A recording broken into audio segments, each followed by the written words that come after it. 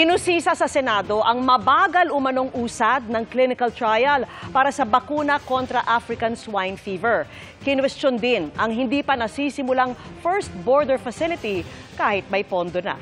Nakatutok si Dano Tingkungko. Dahil sabay sa pagharap ni Alice Guo sa ibang Senate committee, ang pagdinig din ng Committee on Agriculture kaugnay sa African Swine Fever o ASF, may biro ang chairperson ng huli na si Senadora Cynthia Villar. We're still waiting for the senators kasi nandun lahat sila kay Guo, mas popular yun. So, namamatay sila kay Guo. Kabilang sa mga tinalakay ng komite ang panukalang magdeklara ng state of calamity dahil sa ASF.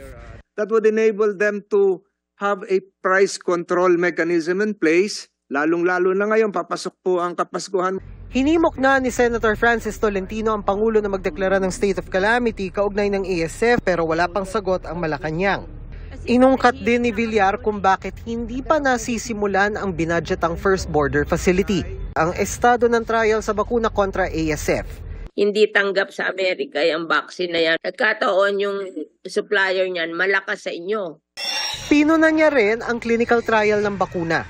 Dapat a year ago, nag-trial na. Ba't ngayon nagta-trial? Bumili na eh.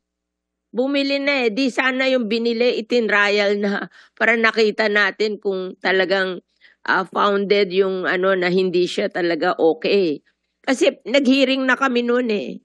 Sabi ng Food and Drug Administration na isang bakuna pa lang ang nabigyan ng Certificate of Product Registration Monitored Release. Wala pang bakunang nabigyan ng Emergency Use Authorization dahil walang nakataas na state of emergency sa bansa kaugnay sa ASF.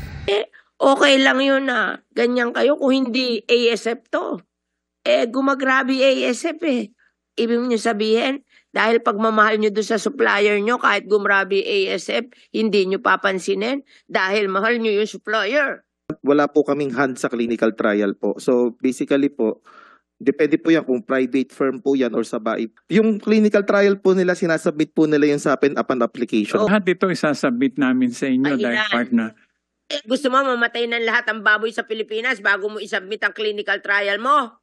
In fairness po, with ASEC Dante Palabrica, ang magsasubmit po kasi talaga ng clinical trial is not the BAIP. They just conducted the trial. But the applicant po, yung company po magsasubmit sa amin.